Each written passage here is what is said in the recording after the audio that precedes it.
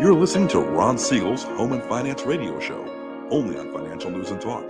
Now live in studio, your host, local and national real estate expert and consumer advocate, Ron Siegel. And hello again. Welcome to Ron Siegel Radio. This is the show with no real boundaries as we discuss current events, financial markets, politics, sports, even poking fun at the rest of the media. This is the show that connects the dots of confusion delivered by conflicting media reports. We connect the dots so you know the actions you can take out your family or business can benefit from current events. Most of all, thank you for joining me. Within every market, there are solutions as well as tremendous opportunities. You just need some trusted guidance. That is my message, and I will be delivering it every day. We have a very focused show. We only chat about items that affect the roof over your head, your bank account, and anything I feel would benefit you. But before we get into our intriguing content today, please join me in welcoming our featured guest and repeat offender. Well, wait a sec. I don't know if we say it's a repeat offender or not. Mary Walters used to be here. Now it's Mary Gaston. You look the same. I do. You look the same person. Welcome. Thank you. Glad to have you with us. And let me remind you, if you ever have any home or finance related questions, I am the consumer advocate looking out for you, and you can reach out to me directly, 800-306-1990. 800-306-1990 or ronsiegelradio.com. Just remember, that's the number you call anytime for assistance. When you call that number, it comes directly to me first. There are operators standing by. Quiet, numbskulls, I'm broadcasting. Well, I do have a great team when it comes to developing a financing plan, a plan to save you money. I personally work with you even if you don't have any needs today. Save this number in your phone for future reference, 800-306-1990, 800-306-1990. 1990, and yes, of course, we are celebrating today. We celebrate every day on Ron Siegel Radio. Wonder how I managed to do this. Every once in a while, I go and must hit some button on here, and my celebrations go away. My prep bookmarks all go away, and I get to sit here looking like I almost know what I'm talking about, but it is a Monday morning, so I can almost guess. Now, I am looking at the celebrations of the day, the first one at least, and happens to be one of my mother's favorites. So I can obviously talk about that one. Lemon Meringue Pie Day. Okay, having beaten anorexia, I'll go with almost any kind of pie. Go over to Polly's, our friends over there at Polly's Pies, and have a nice piece of pie. I'm going to think about Relaxation Day because it's been a little chaotic already, and it's only, if you're watching us record this live, 9 o'clock in the morning. And it's already been a full day. So maybe it might be, maybe we can have two martini lunch. I think that's the plan for today. We'll see what happens. Let's take a look at the stock market, see what's going, because you can't do that anymore. But that's a whole different story. Dow Jones Industrial Average is up 101 points. The S&P 500 is up 7. NASDAQ is up 49. Oil. Ooh, look at oil. Oil is down $3.59 a barrel, all the way to $88.50 a barrel. Just remember, when you're talking about oil, that obviously converts into gasoline. Gas prices always take the elevator up and they take the stairway down. It's just the way it works. They are going to always go up a lot quicker. And I hear a lot of folks talking, why is it that the oil companies are making such massive amounts of money right now? And why is that happening? Why is it that they're gouging the people? Well, let me throw this at you just so you'll understand what's going on in these markets. So it's not an issue of the oil companies gouging the market. Why do they make more money in times like this? Well, have you noticed the policy that's coming out of the administration? Not very favorable to oil companies. That would probably be the understatement of the world. Now, do you think in an environment like this, that the oil companies really want to spend a lot of money on research and development when they know that the costs and the environment is not favorable to them? Well, when that happens, you start looking and saying, okay, as a business owner, I'm not going to spend this money right now because it's a waste of money. I'm not going to spend the R&D money. R&D money is an expense. So if they've got that not being spent, it ends up going to the bottom line. Now, what are they going to do with that? Well, when they get that favorable environment, hopefully in 2 years, then what's going to end up happening is they'll have that much more money to spend on research and development. And we might get back to gas prices where they used to be. I'm just throwing that out there for you. Now, Here in the state of confusion, we're still paying $5.37 a gallon. Ow! That's the average right here for a gallon of gasoline. Josh is still under $5. You're at $4.94.3 over there in Nevada. Jody's at $4.13. Think about that one, $4.13. So maybe I just need to go to Arizona to fill up. It might be a little problematic because my car doesn't get that great of gas mileage. And Lori, $3.55 a gallon. How do you talk about the difference in gas prices? Now, do they have a major port in Arizona? I don't think there's any ports in Arizona. I don't think there's any port, although there may be some beachfront property in Nevada right now. I heard that there's a little bit of rain going on there. So might be.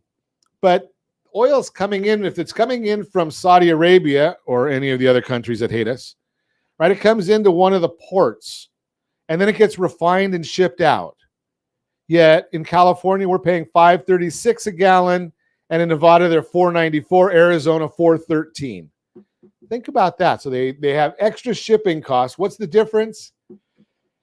Yeah, we like taxes here in California, so we just pay a little bit more, and we vote for the same people to keep giving us more taxes. Now, that $88.50 a barrel of oil, we've told you the formula in the past, how you get to a cost of a gallon of gasoline. Okay, so that's going to forecast $3.95 per gallon of gasoline. Not in California, but that would be what the national numbers would be. $3.95 a gallon. Figure in California, we're going to probably be another 20% to 25% on top of that. So just watch those numbers. That's where they're going. We'll see. Eventually, they'll start ticking down, maybe near October when it's election time, because they don't think that you're going to remember what it felt like. Now, why is this important? Why do we watch gasoline so much on a home and finance radio program? Well, here's the issue. Yeah, Joe, you're right. Biden only affects gasoline when the prices go down. No, Joe, I think the war in Ukraine is over because that's what caused them to go up. Don't you remember the president told us that? So if you believe him, you know better than that. You know better than that. But here's the issue. Gasoline is about 80% of the PCI, the producer's price index, PPI, 80%. So if that's the case, and the consumer is 70% of the consumer price index. So what is PPI? That's at the wholesale level. Consumer is what you and I are spending when we go to the store. So gasoline accounts for about 80% of that PPI number. When it goes down, that means inflation maybe is going down. I know it's hard to go down from zero. Joe told us last week that, that inflation is at zero, even though the cost of bacon is way up. Just throw that out there. He doesn't realize. I guess he's out of touch. He's over there on that little island in South Carolina right now, all by him. So, oh no, Hunter's there too. So, they might be doing that might be business planning over there on that island in South Carolina with Hunter and the big guy. But that's a whole different story. We won't get into that one today. We got a lot to talk about today. We're going to get into a interesting subject, although it's got three different components. We're going to talk to Mary Gaston about what's happening in the current real estate market, why the market won't crash, and what's ahead for the markets. We're going to do all that and more. You can reach us anytime. Our off-air number, 800-306-1990, 800-306-1990, or RonSiegelRadio.com, Facebook.com/Ron Siegel Radio. And if you miss any part of our broadcast, shame on you. But the replay is available. Ron Siegel 1 on YouTube. Ron Siegel, the number 1 on YouTube. Stay tuned. We'll be back in just a few. Ron Siegel Radio, your home and mortgage connection. Is your budget getting blown up with high prices of gas and increased costs for other household needs? This is Ron Siegel, host of the daily home and finance radio program. Did you know if you have a low interest rate mortgage along with auto debt, credit card debt, or student loans, your family could potentially save $500 or more per month by restructuring these debts? If you'd like a free Borrow Smart analysis with our team, let's book an appointment to see how we might be able to relieve some stress. Schedule your appointment at rsrbsa.com. That's rsrbsa.com for your free Borrow Smart analysis. rsrbsa.com. You're listening to Ron Siegel's Home and Finance Show with local and national expert Ron Siegel. Now, here's Ron. Welcome back to Ron Siegel Radio. Within every market, there are solutions as well as tremendous opportunities. You just need some trusted guidance. That is my message, and I will be delivering it every day on Ron Siegel Radio or anytime at 800-306-1990, 800-306-1990. The Mortgage Minute today being brought to you by our friends at Geneva Financial. When you're ready for that next home loan, Geneva's got the programs and the products. You just need to make the call, 800-306-1990. Relatively new product back on the market. I use this a lot in the early part of this century, but it's a first position HELOC. Great loan, has an EPR. I just did a analysis for somebody. EPR on this, 1.85%. So if you've got a bunch of equity in your property, you may want to look at this because it might save you a bunch of money and get your property paid off much quicker. Let's take a look at what's going on in the markets today. I missed it again. S&P 500 up now 9.41. The bond market, the 10-year Treasury is down 6 basis points, 2.788. Mortgage-backed securities up 5 basis points, which means interest rates are down ever so slightly. And OBMMI, they provide the most comprehensive, accurate, timely, and interactive analysis of pricing ever conducted in the mortgage industry, calculated from actual locked rates with consumers across 35% of all mortgage transactions nationwide. Where did loans lock on Friday? 5.42%. The jumbos at 5.163. FHA loans 5.333. USDA for those out in the rural areas, 5.395, and the best loan on the market for those who earned it. The VA loan, 5.098 right now. Why is all of this happening? Well, a lot of fear-mongering going out there in the world right now, and we're going to talk about it probably tomorrow, about a story that I saw on the Cannabis News Network. I'm sorry, CNBC. That wasn't the Cannabis. I shouldn't go there. But it was with Grant Cardone talking about why people should not buy a house and coming up with some really stupid numbers. He might be good on social media. I think we're going to talk about maybe he needs to go back to school for a little bit of math help. It might help, and we're going to talk about that probably tomorrow. And then we look at Fed President Thomas Barkin spoke and said that the Fed needs to keep hiking. Are you ready for this? Until we see 2% on the inflation level for 3 months. Think about that. Now, how do we get from our current 8.5% inflation to 2%? It's called recession. So what he's saying here is after we're in this recession for an extended period of time to get inflation down, keep on hiking rates for another 3 months, knowing that the Fed funds rate is a lagging indicator that from the time they hike interest rates until we see it into our economy is usually anywhere from 12 to 18 months. So the Fed hike that they just did, we're not going to feel the full effects of that in the economy for another year to a year and a half. Figure that one out. Now he's talking about core PCE, the personal consumption expenditures. That number is actually at 4.8%. How are you going to get that down? I'm still telling you that's going to be an interesting one. So we'll see what Mr. Barkin has to say. Now, think about this one, another one where we can see where our adversaries are.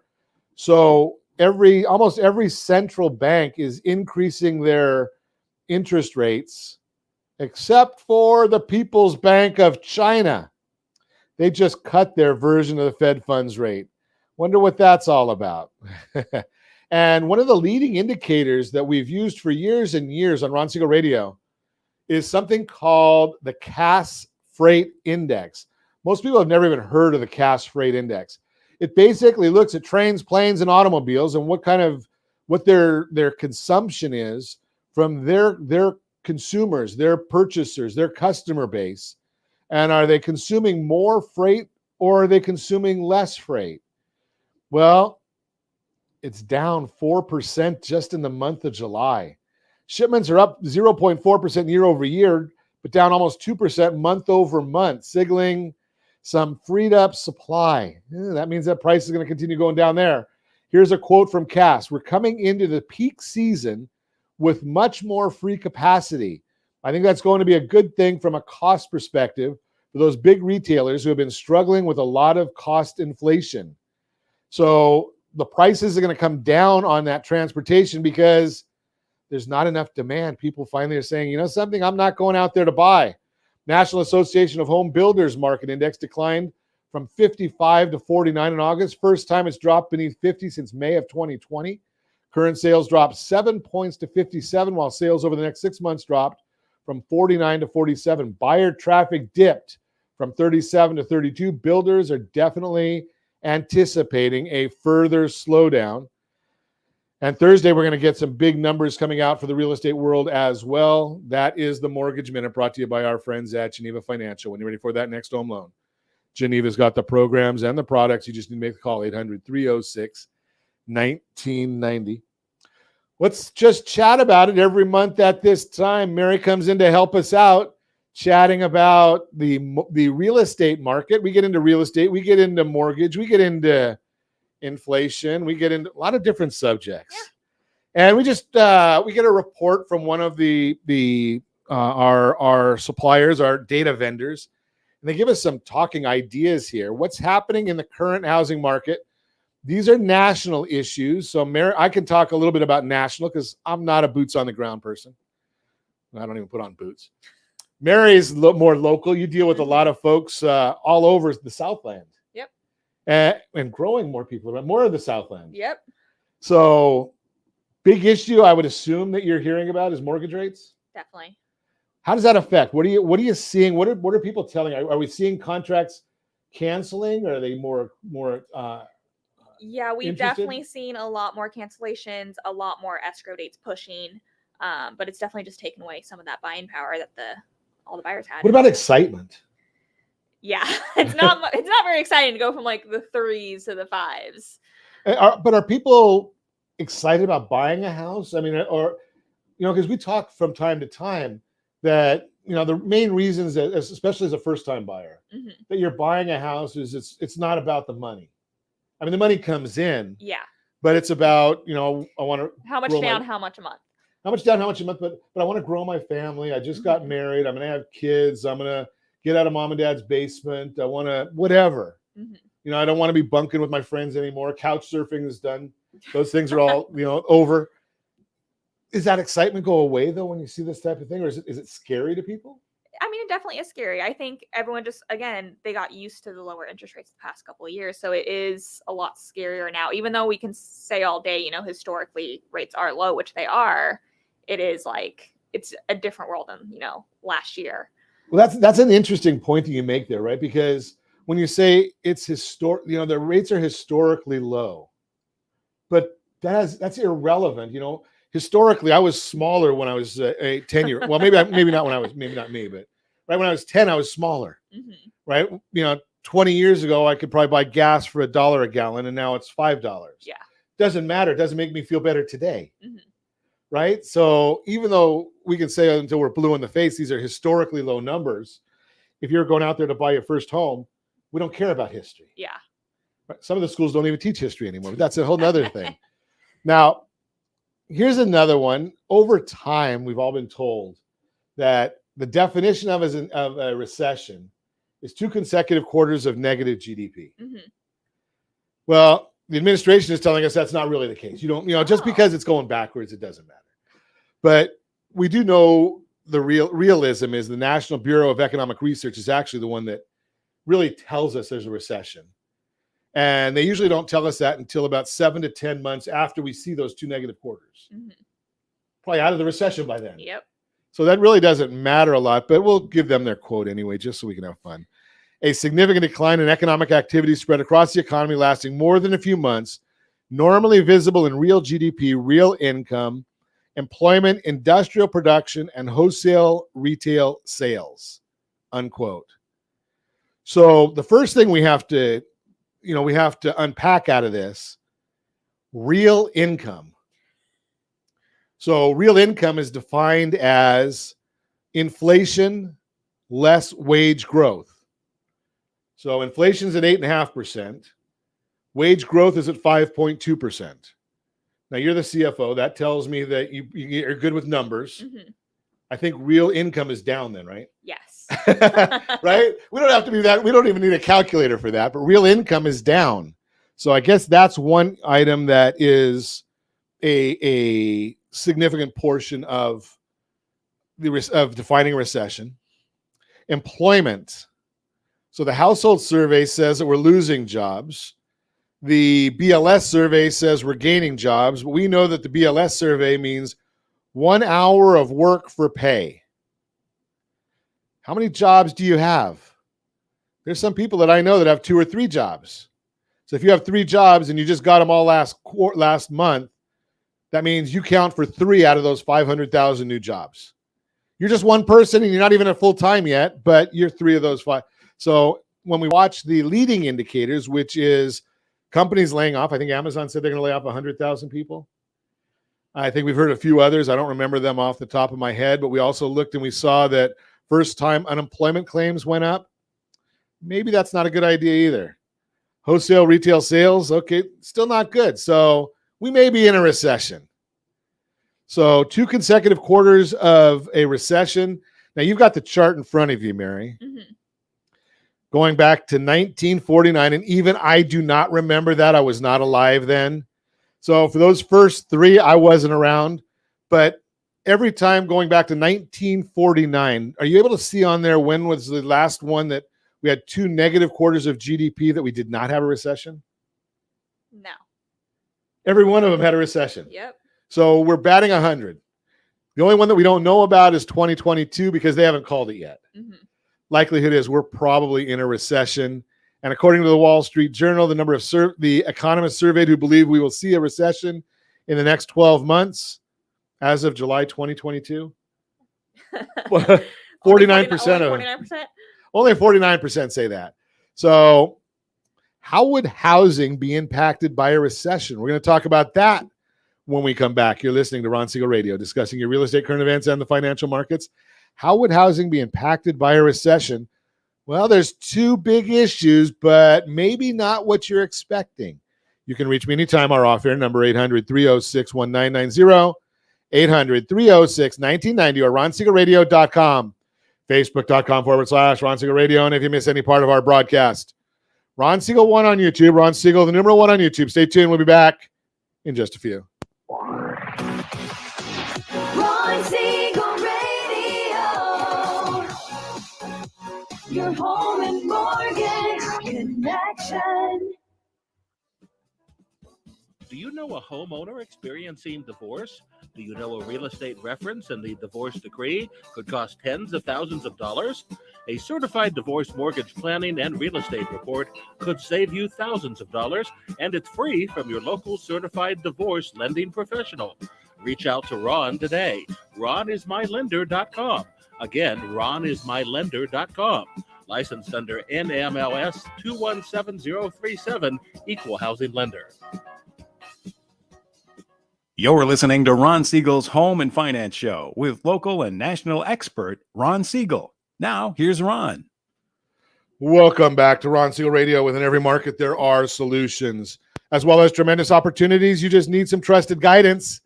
That is my message, and I will be delivering it every day on Ron Siegel Radio or anytime at 800-306-1990, 800-306-1990. The Mortgage Minute today being brought to you by our friends at Geneva Financial. When you're ready for that next home loan, Geneva's got the programs and the products. We just need to make the call, 800-306-1990. Oh, okay. Well, you know something? It's Monday morning, right? The real-time real estate segment today being brought to you by the area trusted real estate professionals of Ron Siegel Radio. Visit rsrhomescout.com, rsrhomescout.com. You know, it is Monday. I have not had a Bloody Mary. I only had time for 1 cup of coffee. Thank you, Josh, for helping me clear that up. You know, it's Monday. U.S. homeownership. Even, you know, so you get the wrong sponsor of a segment. What the heck? The U.S. homeownership rate is growing. The desire to own a home is still strong today. In fact, according to the census, the U.S. home ownership rate is on the rise. To illustrate the increase, if you're watching us on RonSiegelRadio.tv, any of our socials, the ABC News and Talk AM 1490 video feed, we've got a chart showing the latest rate increases, homeownership rate increases in the latest report. I think I'm going to go start over today. October Q3 of 2021, 65.4%. Q4 of 2021, 65.5%. Q1 of 2022, 65.4%. Big jump. Q2 of 2022, 65.8%. Data shows more than half of the U.S. population live in a home they own. Do you hear that, Mr. Cardone? And the percentage of is growing with time. If you're thinking about buying a home this year, here are just a few reasons why so many people see the value of home ownership. Why are more people becoming homeowners? There are several benefits to owning your home. A significant one, especially when inflation is high like it is today, is that home ownership can help protect you from rising costs. Lawrence Yun, chief economist at the National Association of Realtors, NAR, explains, quote, in the 1970s, when inflation was running around 10%, home prices are rising at approximately the same rate. Renters actually have a harder time in inflationary periods because rents tend to rise along with inflation, whereas mortgage payments stay the same for homeowners with fixed rate mortgages. When you buy a home with a fixed rate mortgage, you can lock in what's likely your biggest monthly expense, your housing payment, for the duration of that loan, often 15 to 30 years. That gives you a predictable monthly housing expense that can benefit you in the short term, but you'll also gain equity over time as your home appreciates in value and you make your monthly mortgage payment. And with that growing equity, your net worth will increase as well. In fact, the latest data from the National Association of Realtors that shows the median household net worth of a homeowner is roughly $300,000, while the median net worth of renters is only about $8,000. That means homeowners' net worth is nearly 40 times that of a renter, Mr. Cardone. Can you hear us? Bottom line, U.S. home ownership rate is growing. If you're ready to purchase the home of your dreams, can we connect? Can we chat about it? If you have any friends, family, or coworkers looking to buy, sell, or borrow on real estate, can I count on you to introduce us? That is the Real-Time Real Estate segment, again, brought to you by the area trusted real estate professionals of Ron Siegel Radio. Visit rsrhomescout.com, rsrhomescout.com.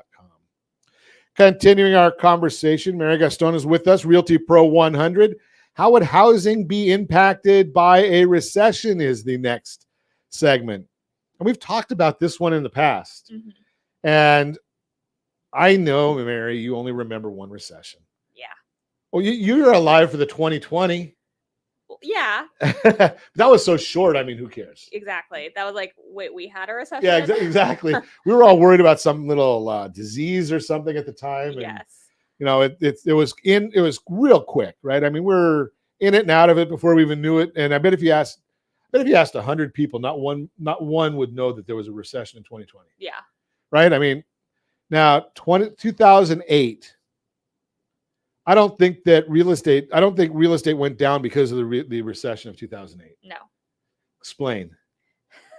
It was a housing-led recession. So we caused the recession. Right. The housing market caused the recession. So then let's go back to 2001. Real estate values went up 6.6%. 1991. We were down slightly, 1.9. And that's national. So that may not have even affected anybody in California. Oh, yeah. 1981, up 3.5%. 1980, up 6.1. Up 6.1. So 3 of the recessions were up 6% or more. And then one was up 3.5, one was down 1.9. Yeah. So a recession really doesn't mean falling prices. Mm-hmm. Now, a recession does mean something falls. There's one thing that does fall during a recession historically. Mortgage rates, right? So they go down in 1980. They went down 4.25%. They can't go down 4.25% right now. It'd be nice. That would be kind of tough. 1981, they went down 5%. That can't happen this time. 1991, they went down 2.25%. 2001, they were basically flat. 2008, they went down a little bit. 2020, they went down a little bit. They were down a point for each. Mm-hmm. Now, I shouldn't make light of that because What did I say that I wasn't listening to me? But what did I know I said the OBMMI number earlier. Oh, I wasn't listening to you either. Yes. You must be a wife. Yeah. So, my wife doesn't listen to me either. So the mortgage rates on Friday locked at 5.42%. 5.42%. If they go down 1%, is that roughly what, 17, 18% drop? From where? Right? From 5.42. If you take a Yes. 1% drop off of 5.42, that's somewhere around 17, 18%. Yeah. That's a large drop. Mm-hmm. Right? I mean, if you think about that, if your mortgage, and it is, the interest is the largest part of your mortgage, then and the interest goes down by 17%. That's huge. It's huge, right? I mean, you can go to another party. You might even go on another vacation. You might even get to do a lot of things. So there's a lot to that. So falling interest is a big issue. I'm gonna share with you that falling interest is more important than the price you pay for the real estate. If you can get the interest under control, it's a significant number. Now, I did this at a professional group last week. So we did a 700. Ready for this little trivia here, Mary? I'll listen to this time. Okay. So I had a mortgage. We had a purchase price of $900,000. We had a mortgage of $720,000. We used the OBMMI rate for that day, 5.4% interest. And the question I posed on this 30-year fixed rate loan is, how long would it take to pay off a 30-year loan? How many months? And it took quite a few people to guess at this to come up with the correct answer of 246 months. Now, I know you're the math one, right? So we figure if we've got a 30-year loan, that's 360 payments. Half of that would be 180, but it takes 246 to pay off half the loan, just because of interest. Yeah. Right now, let's just keep all the variables the same and move that to a 4% loan. Whoops, I got to get the numbers in here because I needed a calculator for that part. I wasn't able to do that without a calculator, but we're still looking for the same $360,000 paid off. And now with the changing that interest rate down by roughly 1%, right? That's all I did is went down 1%. Now it's paid off. What's that, about 4 months quicker? 4 months at that payment amount of $3,400 is $14,000. Think about that. So the interest is the big issue. In the first year of the first month of that loan, we're not paying off hardly anything. Yeah. Right. So that's why the interest is actually more important. I'm going to share that we've talked about this a lot, especially on our reentry program, rsrreentry.com, rsrreentry.com, that we're much better off getting a lower interest rate than paying more for the property.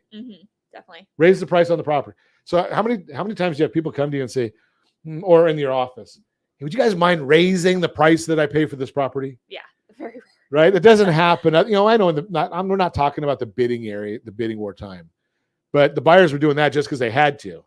But now if you say, hey, can you raise the price on my property and maybe help me out with my payments? Much more impactful on your life going forward. Now, when we have recessions, we're looking at another chart here, mortgage rates and recessions. Every single one of them, we're looking at a chart. And again, if you watch during our commercial breaks, if you're watching us on RonSiegelRadio.tv, you're seeing all these charts will fly by for the entire month, so you can actually see them. Every time we see a recession, we see interest rates drop. Every single time. So why? Because the Federal Reserve wants to get us out of a recession, except Mr. Barker here. Over the past 5 recessions, mortgage rates have fallen an average of 1.8 percentage points from the peak seen during the recession to the trough. Peak was about 6.04%, I think, is where we peaked out. And that was June 14th. So 1.8 off of that. Is that 4.2? Yeah. Okay, so if we go just average, we're looking at a 4.2. Now, if you get that, buy that house today or wait until it gets down to that 4.2. Which way are we better off? There's going to be more bidders when it gets lower. Dropping those interest rates, it's just going to bring more buyers back to the market. Big issue right there. So it's to bring more. Now, if you buy the house today, are you stuck with that interest rate? Absolutely not. No, you can change it. Yep. Right? You can change that out as pretty much whenever it's advantageous to you. So you're not stuck with the mortgage rate. I saw somebody on social media the other day talking about, well, there's going to be a housing crash. Do you think there's going to be a housing crash? No.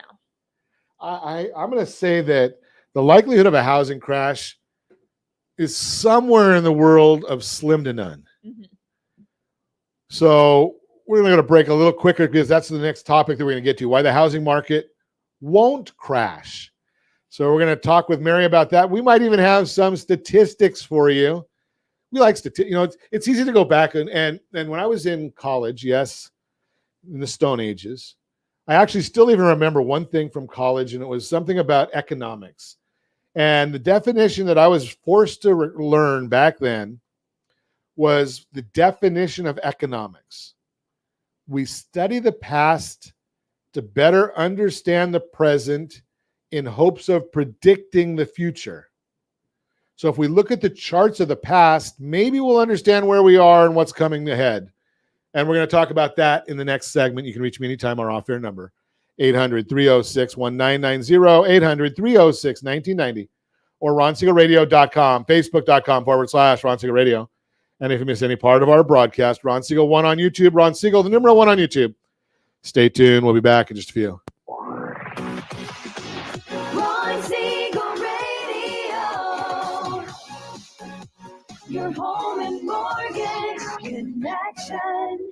Is your budget getting blown up with high prices of gas and increased costs for other household needs? This is Ron Siegel, host of the daily Home and Finance radio program. Did you know if you have a low interest rate mortgage along with auto debt, credit card debt, or student loans, your family could potentially save $500 or more per month by restructuring these debts? If you'd like a free Borrow Smart analysis with our team, let's book an appointment to see how we might be able to relieve some stress. Schedule an appointment at rsrbsa.com. That's rsrbsa.com for your free Borrow Smart analysis. rsrbsa.com.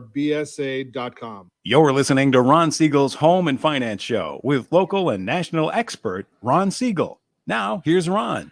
Welcome back to Ron Siegel Radio. Within every market, there are solutions as well as tremendous opportunities. You just need some trusted guidance. That is my message, and I will be delivering it every day on Ron Siegel Radio or anytime at 800-306-1990, 800-306-1990. Continuing our conversation this morning, we're chatting about the real estate market, what's happening in the current market. We talked about it, why the market won't crash. We're going to talk about that right now.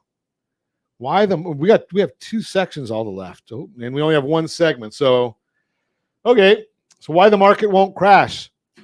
Well, that's a pretty simple one, I think. Supply and demand, right? We look at supply from 2007, 8, 9, and the total housing inventory registered at the end of June was 1,260,000 units. Unsold inventory sits at a 3-month supply. Now, 1,260,000 units, that's all of the residential 1 to 4s. Right? 1 to 4 meaning single family, condo, townhouse, PUD, duplex, triplex, fourplex. It's only 435,000 single family residents nationwide. It's a pretty small number, doesn't it? Yeah. Right. And if you look at this, the month supply, 3 months supply of inventory nationally. Are you seeing a 3-month supply locally? I think we're just under that.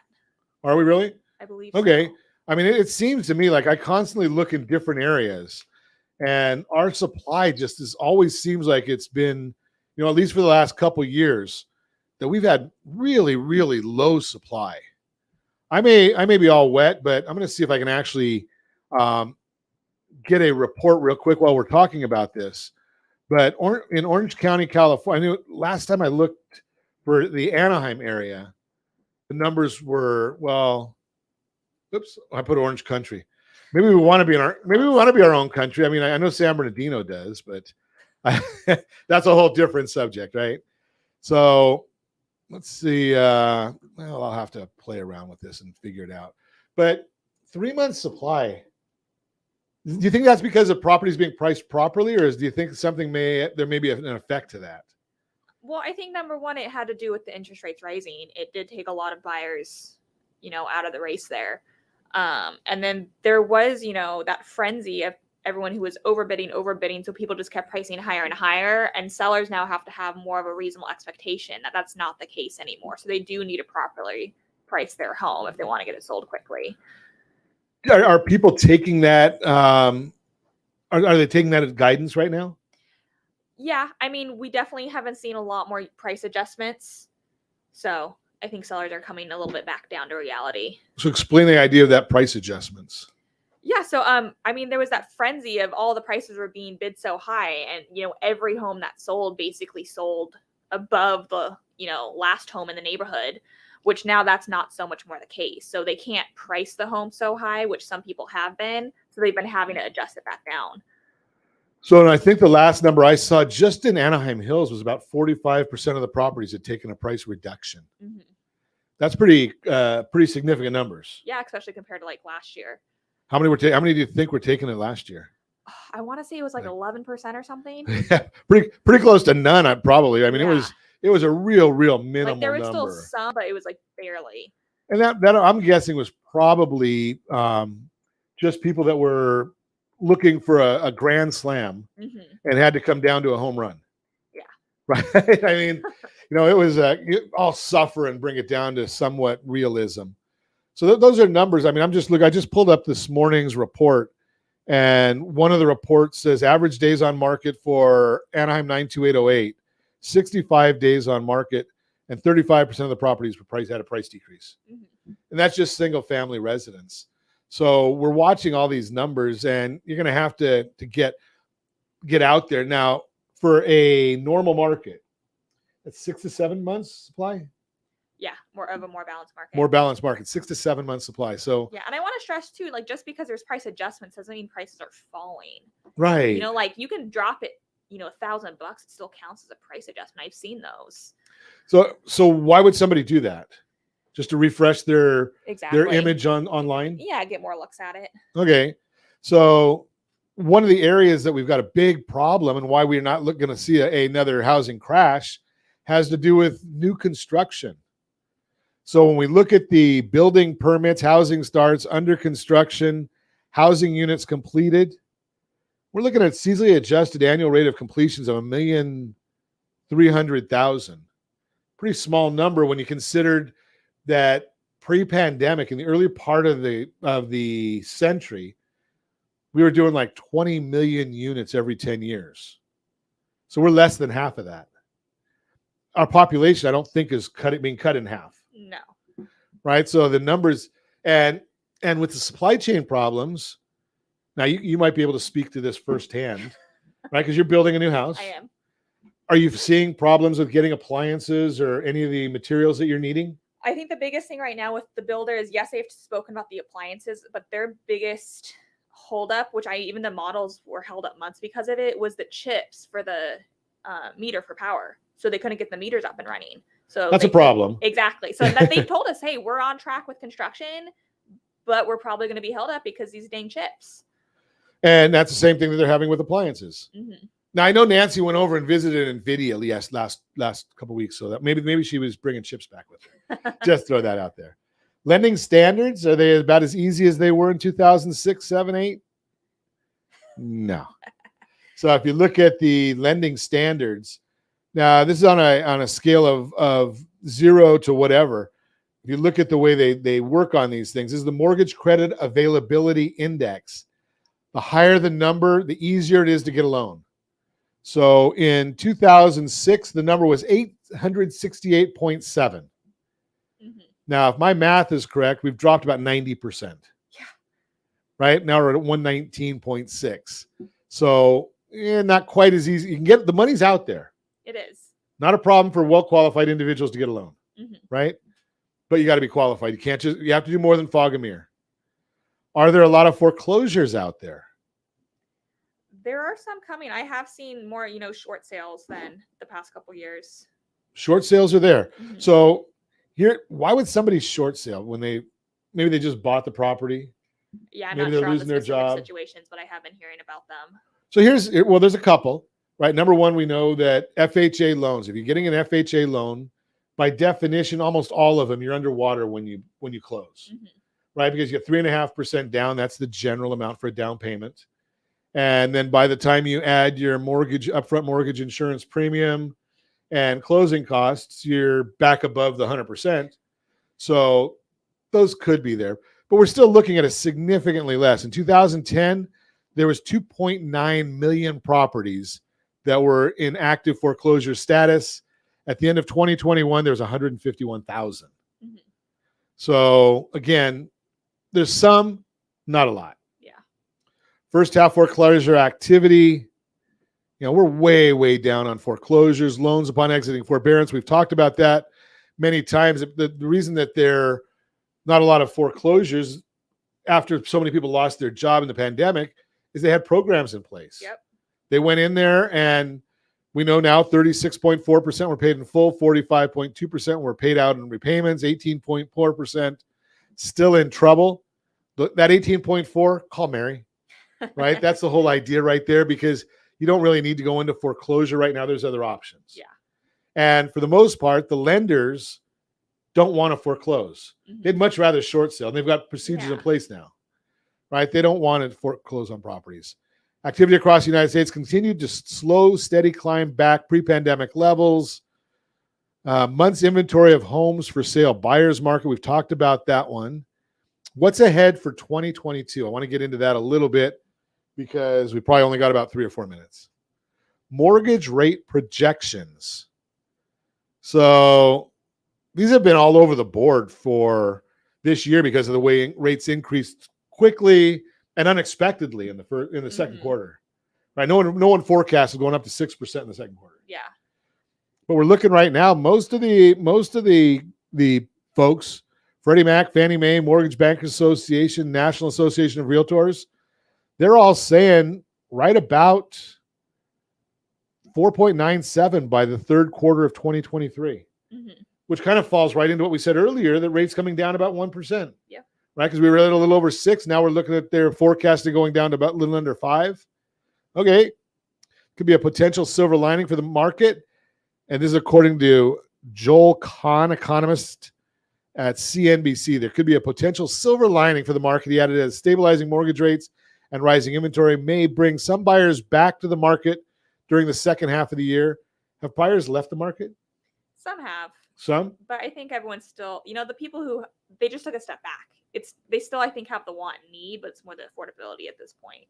Do you think they're going to wait for the price they want, or are they going to? I think they're waiting for the interest rates. Interest rates, okay, because you have a couple of opportunities, right? You can either wait for the pricing, you can wait for interest rates to come down, you can lower your standards. Yeah. Right. I mean, I was going to buy that $1 million first home. Well, maybe I can only buy a 900,000. I don't know. Us millennials are, we got those high standards. Exactly. I've heard some of them say, I'm going to get my first job and I'm going to earn $250,000 a year. Yeah, how's that working out for you? We're not very realistic. Yeah. Mark Zandi, chief economist at Moody's. I don't think national housing prices will decline in a meaningful way, but there will be some price declines across the country. Chapman University said down 12% in Orange County. Mhm. I don't believe them. Yeah. I'd like to figure out where they're coming up with Down that number. 12% as like a projection, or That's their projected their forecast was actually down 12, not just slowing down, but down 12. Interesting. Existing home sales, seasonally adjusted rate in millions. Okay, 2021 was 6.1, 5.1 million for June of 2022, projected home sales. Total home sales forecasted. Again, they're looking at, slowing a little bit, Mhm. but not dramatically. 3 reasons to buy a home today. Fewer multiple offer scenarios. You've already addressed that Yeah. one. Fewer homes selling above the asking price, 61% in April. June was 51%. Supply of homes for sale is growing. I think we've kind of agreed on all of those. Yeah. Right there. Those are all some really good ideas for reasons to buy a home in the shifting market. just throw this out there for you. I know it's a little bit early, but we still have the home buyers guides, rsrhbg.com. If you're thinking about buying a house, rsrhbg.com. And we'll have the new one. It's only going to be available for another 2 weeks. We come out with a new one every single quarter. So you can only get this one for another couple of weeks until we come out with the new ones. And I got a comment in here. I always love getting these comments. Linda Eisenman, without knowing the exact numbers, I can't recall experiencing such low inventory. Now, this is great information because Linda's been in the industry. I refer to as a seasoned realtor. So Linda's been in the industry for over 40 years, being a broker. So if she doesn't recall something happening in this marketplace, it's a good chance that it hasn't happened. So as always, I ask that first radio preset button to come back here and join Ron Siegel Radio, where we only speak about items affecting your house and your bank account. Thanks to all of our sponsors. A big thanks to Josh and Sean for engineering us today. And of course, a special thanks to you for spending a little bit of your day with us. That's all for Ron Siegel Radio. Again, if you have any questions or to meet any of our guests, call me anytime, 800-306-1990, 800-306-1990, or ronsiegelradio.com. And remember, make a lot of money so you can help a lot of people and have a lot of fun. Have a great day. We'll talk to you next time on Ron Siegel Radio.